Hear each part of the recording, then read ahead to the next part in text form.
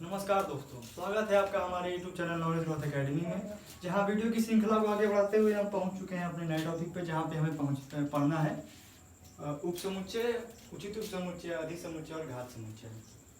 तो ये आपके परीक्षा के पॉइंट ऑफ व्यू से काफ़ी इंपॉर्टेंट हो जाता है, और अगर आप भविष्य में कॉम्पिटिटिव एग्जाम देते हैं तो वहाँ पे भी आपको इससे क्वेश्चन देखने के लिए मिलेगा। तो हम यहाँ पे काफ़ी आसान भाषा में समझने का प्रयास करेंगे इनमें अंतर क्या होता है और ये होते क्या है। तो देखिए, सबसे पहले होता है उपसमुच्चय। तो जो उपसमुच्चय होता है, इसमें परिभाषा में कहा गया है कि समुच्चय ए का प्रत्येक अवयव समुच्चय बी में उपस्थित होना चाहिए। ठीक है, देखिए सबसेट, इसको इंग्लिश में बोलते हैं सबसेट। ठीक है, तो सबसेट का सिंबल होता है, सबसेट का सिंबल होता है ये वाला।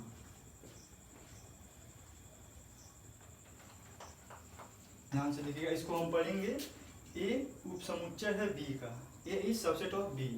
तो ए समुच्चय बी का उपसमुच्चय तब कहा जाएगा जब ए का प्रत्येक अवयव बी में उपस्थित होते हैं।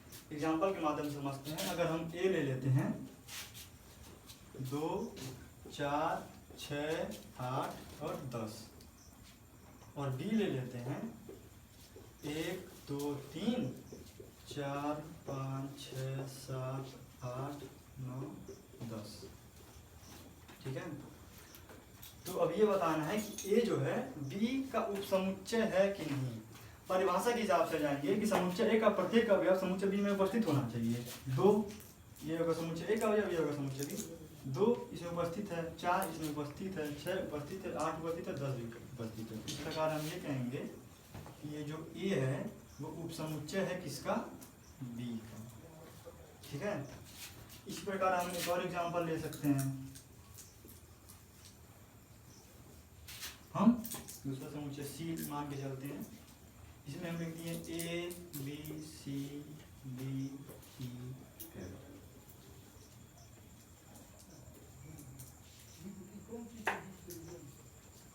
और एक और समुच्चय ले लेते हैं ई और एफ। अब हमें ये बताना है कि जो डी है वो सी का उपसमुच्चय है कि नहीं। यहाँ पे देखिएगा, यहाँ पे बात उल्टा हो गया है। ठीक है, यहाँ पे हम डी की बात कर रहे हैं सी में। अगर हम सी की बात करेंगे तो जाहिर सी बात है सी के प्रत्येक एलिमेंट डी में नहीं है, तो हम इसके कैसे लिखेंगे। यहाँ पे देखिएगा, सी उपसमुच्चय नहीं है डी का। ठीक है, लेकिन अगर हम उल्टा बात करें डी का, क्या डी उपसमुच्चय है सी का। देखिए ई भी इसमें है और एफ भी इसमें है, तो यहाँ पे हम लिखेंगे डी उपसमुच्चय है सी का। ठीक है, और फिर से एक बार फिर से समझ लीजिए परिभाषा के हिसाब से समुच्चय के प्रत्येक अवयव समुच्चय बी में उपस्थित होना चाहिए। अगर हम उल्टा बात करना है, क्या बी उपसमुच्चय है ए का। इसमें अगर हम बात करें तो यहाँ पे अगर देखेंगे तो एक है नहीं, जब पहला ही एलिमेंट नहीं मिला तो बात ही खत्म हो गया, यानी कि बी उपसमुच्चय नहीं है ए का। ठीक है, और जो दूसरा एग्जाम्पल लिया गया था, यहाँ पे अगर हम बात करेंगे डी के हिसाब से, डी उपसमुच्चय होगा सी का, लेकिन सी उपसमुच्चय नहीं है डी का। ठीक है, इसको हम पढ़ते हैं, ये जो है ये नॉट मतलब ये उसका सिंबल है जो प्रॉपर मतलब सबसेट नहीं है। अब आ जाते हैं उचित उपसमुच्चय पे। उचित उपसमुच्चय में परिभाषा में ये बताया गया है कि जो समुच्चय ए होता है और समुच्चय बी होता है, समुच्चय बी के कम से कम एक एलिमेंट समुच्चय ए में नहीं होना चाहिए। ठीक है, दिए गए कोई एलिमेंट, दिए गए कोई समुच्चय मान के चलिए ए और बी है, तो यहाँ पे समुच्चय बी का कम से कम एक एलिमेंट, एक अवयव या एलिमेंट बोल सकते हैं, ए में ना हो। ठीक है, उचित उपसमुच्चय ए और बी, कोई भी समुच्चय दिए गए हैं, समुच्चय बी का कम से कम एक अवयव ऐसा होना चाहिए जो समुच्चय ए में ना हो। जैसे कि अगर हम देखें, हम समुच्चय ए ले लेते हैं, हम ले लें 1, 2, 3, 4। बी ले लेते हैं 1 2 3 4 5, फिर 4 है 4 है। अगर आप ध्यान से देखेंगे ए क्या ए उपसमुच्चय होगा बी का? ध्यान से देखेंगे एक है 2 है 3 है 4 है, ठीक है। तो यानी कि ये हमारा हो गया उपसमुच्चय बी का। और उचित उपसमुच्चय में कहा गया है कि बी में कम से कम एक एलिमेंट ऐसा होना चाहिए जो ए में न हो। यहाँ पे हम देखें 5 5 जो है इसमें है, 5 इसमें नहीं है, यानी कि ये उचित उपसमुच्चय के अंतर्गत आएगा। तो जो उचित उपसमुच्चय का जो साइन होता है वो इस तरह से होता है, इसको मिटा देते हैं। ये है हमारा उचित उपसमुच्चय का साइन, ये है हमारा उचित उपसमुच्चय का, और ये है हमारा उपसमुच्चय का, ठीक है।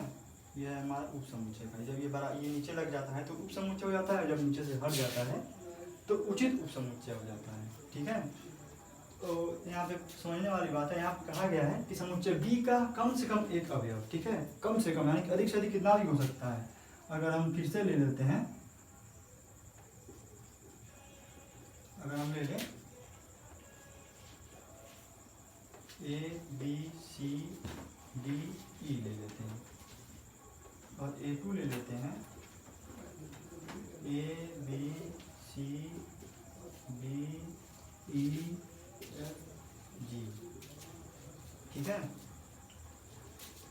अब देखिए, अब इसमें A2 में क्या कहा गया है, जैसे देखिए पहले हम समझते हैं ये A1 जो है A2 का उपसमुच्चय है कि नहीं। यहाँ पे देखिए A भी है, B भी है, C भी है, D भी है, E भी, यानी कि A जो है A1 जो है A2 का उपसमुच्चय होगा। अब उचित उपसमुच्चय की बात कर लेते हैं। कहा गया है कि A2 में कम से कम एक एलिमेंट ऐसा होना चाहिए जो इसमें नहीं होना चाहिए। यहाँ पे देखिए कम से कम की बात की, यानी अधिक से अधिक कितना भी हो सकता है। यहाँ पे F हो गया, G हो गया, G ये दोनों जो है एलिमेंट A1 में नहीं है, यानी कि हमारा A1 जो हो जाएगा वो उचित उपसमुच्चय हो जाएगा किसका? B का। सॉरी A1 जो हो जाएगा वो उचित उपसमुच्चय हो जाएगा A2 का, ठीक है।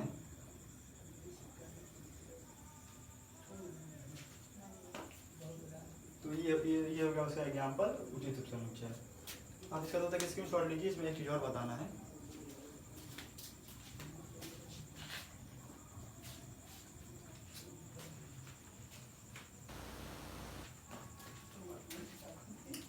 अब देखिए आपको लग रहा होगा कि दोनों तो बात एक ही है, या फिर उपसमुच्चय बोले या उचित उपसमुच्चय बोले, दोनों में हमको एक ही चीज मिल रहा है। ये भी अगर हम इसमें ऐसे लगा दें तो भी कोई अंतर नहीं पड़ेगा, मिटा दें तो भी कोई अंतर नहीं पड़ेगा, ठीक है। लेकिन अंतर होता है, बहुत माइनर अंतर होता है, लोग समझ नहीं पाते हैं। देखिएगा, अगर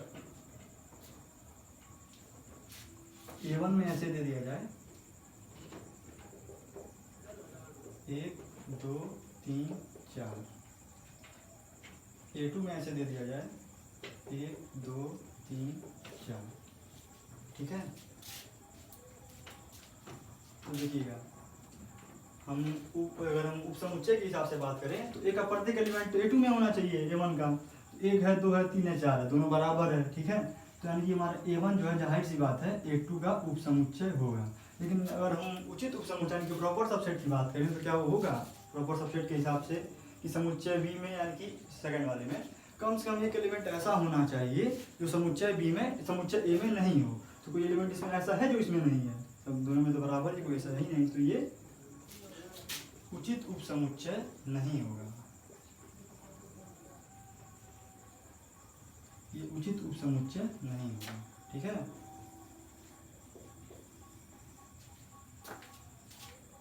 अगर A1 A2 या फिर हम जो A और B लेकर के बात कर रहे हैं, यदि A और B बराबर हो जाएंगे तो वो उपसमुच्चय तो होंगे, लेकिन वो उचित उपसमुच्चय नहीं होंगे, ठीक है। और इससे कुछ रिलेटेड और सारी रिजल्ट आते हैं, उनके बारे में हम बात करते हैं, तब तक आप इसका स्क्रीनशॉट लीजिए। जो होता है उसका आधारित कुछ परिणाम होते हैं, ठीक है। तो उन परिणाम की हम बात कर लेते हैं। तो देखिए, सबसे पहला वो जो होता है वो होता है फाई के बारे में, ठीक है। उपसमुच्चय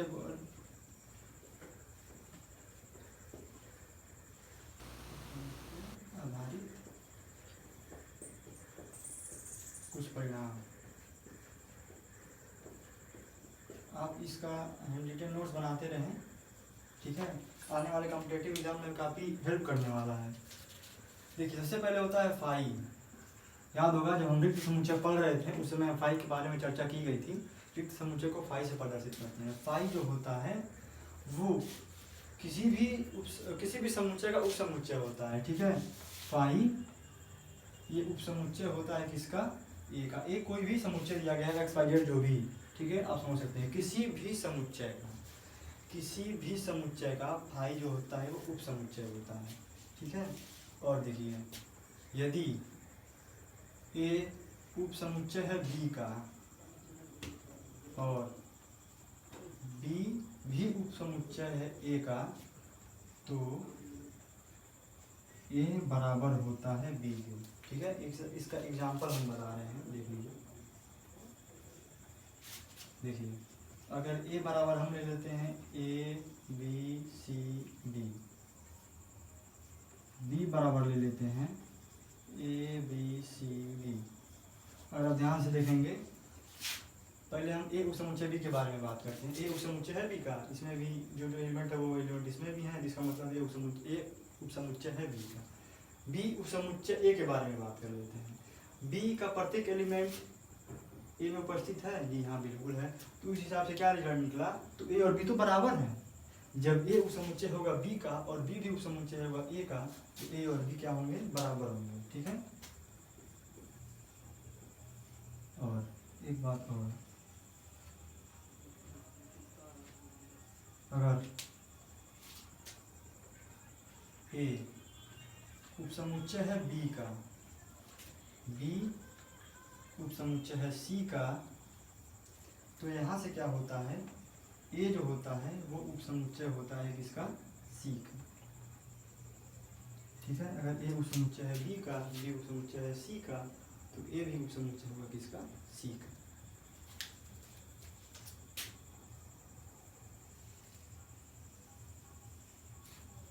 और एक बात और जो इसके पहले हम पढ़े हैं कि उचित उपसमुच्चय के बारे में और उपसमुच्चय के बारे में। अगर ए और बी बराबर हो जाते हैं, ठीक है, यदि ए और बी बराबर हो जाते हैं तो ऐसी स्थिति में क्या होता है,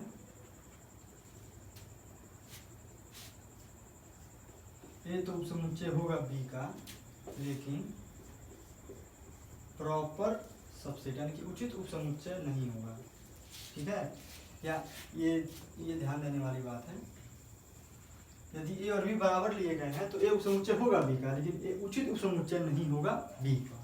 ठीक है, यदि हम यहाँ पे अगर ए नॉट इक्वल टू बी ले लेते हैं, तब ये बात जो है दोनों बराबर हो जाएंगे। ए उपसमुच्चय भी होगा बी का और उचित उपसमुच्चय भी होगा बी का। ठीक है, ये जो है नोट करने वाली बात है। इसका ये जो पॉइंट बताए जा रहे हैं आप अपने कॉपी में अच्छे से लिखते रहें, काफ़ी हेल्प करने वाला है एग्जाम में। ठीक है, तो ये जो चार एग्जाम्पल मतलब जो परिणाम दिए गए हैं, 1 2 3 5 परिणाम है, इनका अपने कॉपी में नोट्स बना लीजिए या फिर स्क्रीनशॉट ले लीजिए। तो है अधिक उपसमुच्चय यानी कि सुपर सेट, इसको हिंदी में बोलते हैं, कुछ होता नहीं है, बहुत आसान सा होता है। देखिए समुच्चय बी समुच्चय ए का उपसमुच्चय हो तब उसको कहते हैं अधिक उपसमुच्चय। ठीक है, इसको ऐसे, जैसे इसमें ऐसे बना लेते हैं, इसको ऐसे उल्टा बना लेंगे, समुच्चय बी हो जाएगा। ठीक है, एग्जाम्पल के लिए ले लेते हैं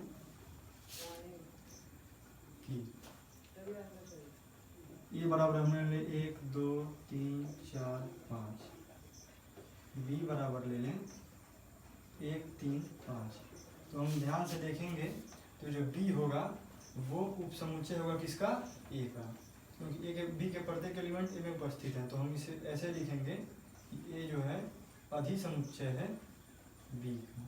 ठीक है, बस इतना ही होता है अधिक उपसमुच्चय। अब देखिए घात समुच्चय। अब जब हम घात समुच्चय पढ़ेंगे तो घात समुच्चय में अभी तक हमने पढ़े उपसमुच्चय होता क्या है, अब इसमें हम पढ़ेंगे उपसमुच्चय निकाला कैसे जाता है और उपसमुच्चयों की संख्या कितनी होती है। ठीक है, तो देखिए घात समुच्चय जो होता है यानी कि पावर सेट, तो किसी भी समुच्चय के उपसमुच्चयों की संख्या, किसी भी समुच्चय के उपसमुच्चय के समुच्चय को कहते हैं घात समुच्चय। ध्यान से सुनिएगा, किसी भी समुच्चय के उप समुच्चय, ठीक है, जो कि यहाँ पे है, उप समुच्चय के समुच्चय को घात समुच्चय कहते हैं। अब देखिए एग्जाम्पल के लिए, यदि हम कोई समुच्चय ले लेते हैं a बराबर 1 2 3 4, ठीक है, तो घात समुच्चय ये बताएगा कि इसके उपसमुच्चय कितने होंगे, और ये भी बताएगा, और इसमें हम आगे पढ़ेंगे कि उपसमुच्चयों की संख्या कितनी होगी, ठीक है। तो अगर हम a का उपसमुच्चय निकालना चाहें, यानी कि सबसेट ऑफ a, देखिए सबसेट निकालना है, बस सीखना पड़ेगा। सबसेट ऑफ a, देखिए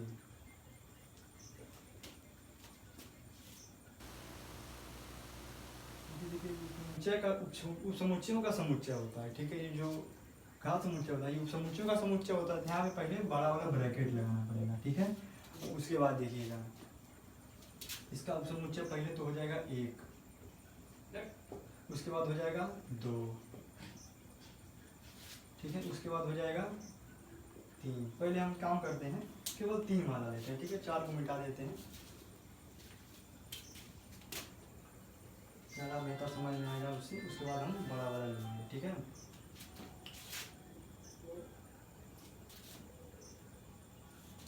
उसके बाद ये हो जाएगा 3, उसके बाद से 1, 2, 2, 3 और 3, 1।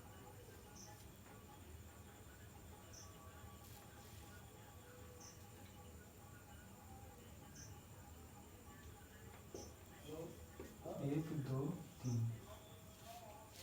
अब देखिए, अब हमारे पास निकल गया है ए का उपसमुच्चय, सबसेट ऑफ ए। देखिए कैसे निकालते हैं, पहले बात तो इसको अलग अलग लिख देंगे, 1 2 3, ठीक है। उसके बाद देखिए 1 2 यहाँ पे 2 3 2 3 3 1 3। अब देखिए, अब कोई भी समुच्चय स्वयं का उपसमुच्चय होता है, ठीक है। ये ध्यान रखने वाली बात है कि कोई भी समुच्चय स्वयं का उपसमुच्चय होता है, ठीक है। तो ये जो सम का उपसमुच्चय होता है, तो ये भी हम 1 2 3 लिख दिए यहाँ पे, ठीक है। और हम शुरू में बताए थे यहाँ पे, जब हम जो समुच्चय का जो परिणाम और रिजल्ट, परिणाम या रिजल्ट हम बता रहे थे, उसमें बताया गया था कि जो फाई होता है, ठीक है, जो फाई होता है वो प्रत्येक समुच्चय का उपसमुच्चय होता है, चाहे वो कोई भी समुच्चय हो। तो यहाँ पे एक और एलिमेंट क्या हो जाएगा, फाई। इसको हम कर्ली ब्रैकेट में बंद करेंगे और ये पूरा वाला ब्रैकेट, ठीक है। यानी कि इसमें कुल कितने एलिमेंट हो गए, 1 2 3 4 5 6 7 8 एलिमेंट हो गए, ठीक है। तो किसी भी समुच्चय के उपसमुच्चयों के समुच्चय को घात समुच्चय कहते हैं। अब ये क्वेश्चन पूछ देता है कि घात समुच्चय में एलिमेंट कितने होंगे, ठीक है। घात समुच्चय की संख्या, घात समुच्चय में एलिमेंट यानी कि अवयवों की संख्या। घात समुच्चय में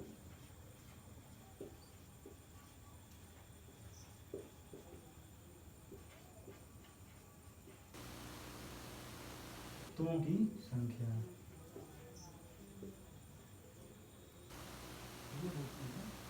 2 to the power n।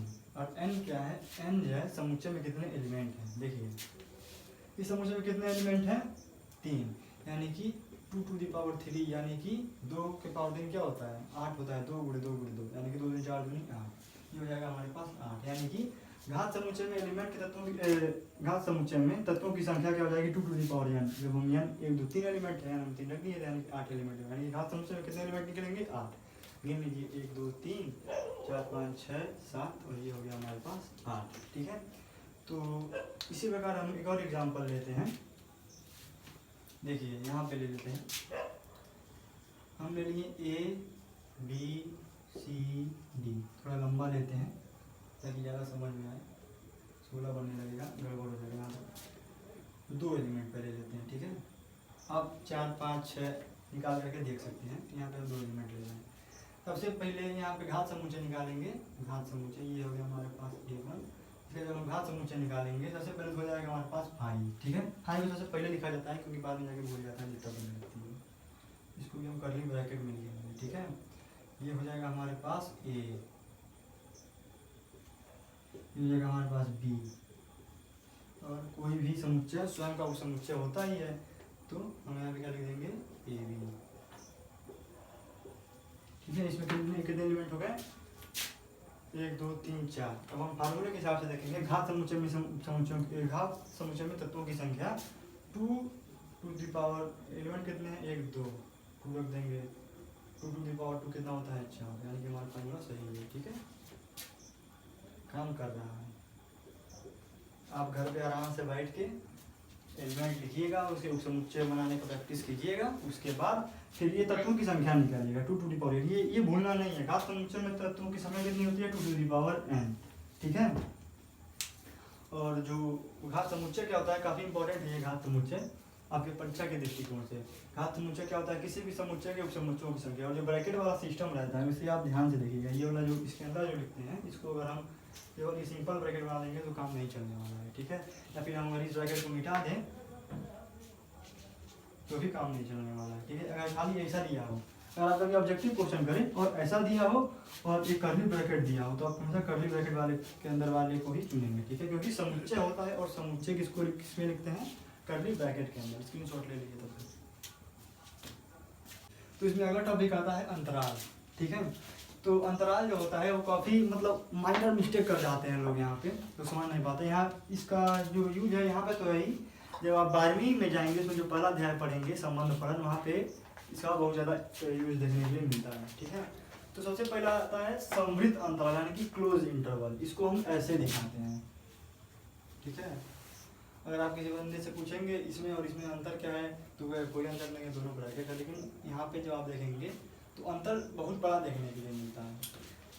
अगर हम कोई भी नंबर लाइन के माध्यम से अगर हम समझें, अगर हम कोई भी अगर ले लें x बिलोंग्स टू,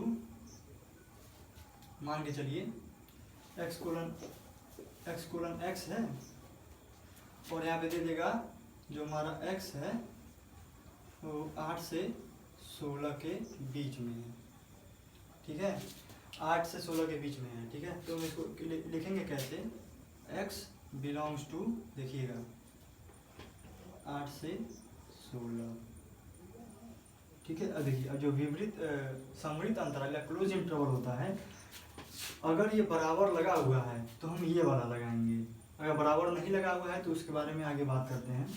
देखिए, इसको लगाने का मतलब ये होता है कि हमारा जो x बिलोंग कर रहा है, यानी कि हमारा जो x है वो 8 से 16 के बीच में है, लेकिन 8 और 16 दोनों इंक्लूड हो रहे हैं, ठीक है, 8 और 16 दोनों इंक्लूड हो रहे हैं। अगर हम इनमें से ये दोनों हटा देंगे तो हमारे पास हम ऐसे लगाने लगेंगे, ऐसे ब्रैकेट लगाने लगेंगे, यानी कि हमारा x जो है बिलोंग कर रहा है 8 से 16 के बीच में, लेकिन हम 8 और 16 दोनों को इंक्लूड नहीं कर रहे हैं। फिलहाल हम सब क्लोज इंटरवल की बात कर रहे हैं, तो हम इसमें ऐसे लगाते हैं और ये हमारा हो जाता है क्लोज इंटरवल। देखिए, लोग कंफ्यूज होते हैं क्लोज इंटरवल और कोई बताते, दूसरा वाला देख लेते हैं। यही दूसरा वाला हमारा हो जाता है विवृत अंतराल, विवृत अंतराल जिसको हम बोलते हैं ओपन इंटरवल,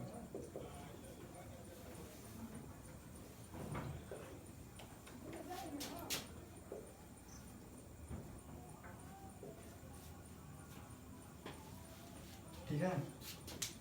इसी प्रकार अगर लिखा हुआ है कहीं पे x जो है हमारा बिलोंग कर रहा है 8 से 16 के बीच में, कोई भी ऐसा कहीं पे भी हो सकता है, कुछ भी हो सकता है, यहाँ पे 8 से 16 जरूरी नहीं है, कुछ भी हो सकता है, ठीक है। तो देखिए, यहाँ पे हमारा जो x हो जाएगा उसको हम बिलोंग्स टू ऐसे लिखेंगे 8 से 16 के बीच में, ठीक है, यानी कि हमारा जो x है वो 8 से 16 के बीच में है, लेकिन हम 8 को इंक्लूड नहीं कर रहे हैं। यहाँ पे देखिए, यहाँ पे जो क्लोज इंटरवल है, यहाँ पे x बिलोंग्स टू 8 से 16, यानी कि हम 8 को और 16 को दोनों को इंक्लूड कर रहे हैं, ठीक है। यानी कि जब हम इसे नंबर लाइन पर प्रदर्शित करेंगे तो ये हमारा हो जाएगा 0 1 2 डैश डैश डैश डैश कहाँ तक, 16 तक, जो नंबर है हमारा, मान के चलिए यहाँ पे कहीं 8 आएगा, यहाँ पे कहीं पे डाइजेस्ट करने के बाद यहाँ पे कहीं 8 आएगा, और यहाँ पे 9 आएगा, डाइजेस्ट करने के बाद यहाँ पे कहीं पे 16 आएगा। तो हम नंबर पे प्रदर्शित जब करेंगे तो यहाँ से उठा करके यहाँ तक, ठीक है, छोटी कक्षा में आप पढ़े होंगे ऐसे करने के लिए 8 और 16 दोनों का इंक्लूड करेंगे। लेकिन जब हम यहाँ पे बात करेंगे तो जाएगा 0 1 2, डाइजेस्ट करने के बाद यहाँ पे कहीं पे 8 आएगा, 9 आएगा, फिर यहाँ पे से कहीं पे 15 आएगा और कहीं पे 16 आएगा। देखिए इसको कैसे प्रदर्शित करेंगे नंबर लाइन के माध्यम से, जब छोटी कक्षा में पढ़ रहे हैं उसके माध्यम से बनाने का प्रयास किया जा रहा है। यहाँ से उठा करके यहाँ तक, ठीक है। जरूरी नहीं है ये पूर्णांक संख्याओं के लिए, ये फ्रैक्शन में भी हो सकता है, लेकिन फिलहाल हम पूरा होल नंबर की बात की जा रही है। तो फिर से समझ लेते हैं समृद्धता यानी कि क्लोज इंटरवल, ठीक है। देखिए जब एक कंफ्यूजन वाली पॉइंट होती है, जब इसको ऐसा लगा देंगे यानी कि ऊपर से बंद कर दे रहे हैं, नीचे से बंद कर दे रहे हैं, तो ये हो जाएगा क्लोज इंटरवल, ठीक है। क्लोज इंटरवल में हम दोनों को इंक्लूड करते हैं, दोनों नंबर को, जैसे कि यहाँ पे दिया गया है 8 और 16 के बीच में है, तो 8 और 16 को दोनों को इंक्लूड करते हैं। जो ओपन इंटरवल होता है वो पूरा खुला हुआ होता है, देखिए कहीं से बंद नहीं है, ऐसे नहीं लगा हुआ है कहीं पे, ठीक है। और जब x बिलोंग्स टू 8 से 16, तो ये ओपन इंटरवल लगा हुआ है, इसका मतलब 8 और 16 को इंक्लूड नहीं किया जा रहा है। अगर हम ऐसे कर देते हैं, x जो है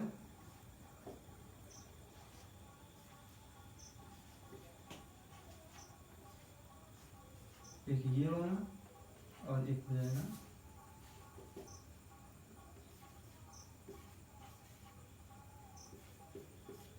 ये वाला, ठीक है।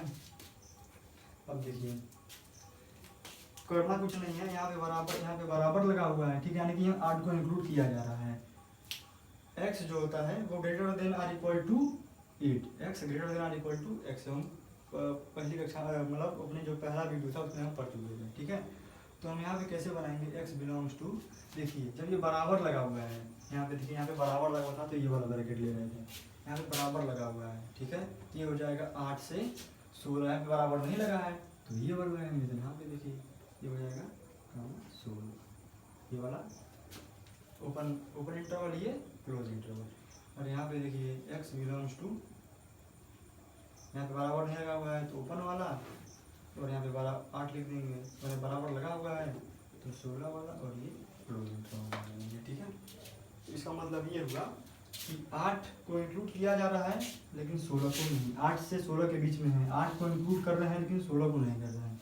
यहाँ पे x जो है 8 से 16 के बीच में है, 8 को इंक्लूड नहीं कर रहे हैं लेकिन 16 को इंक्लूड कर रहे हैं।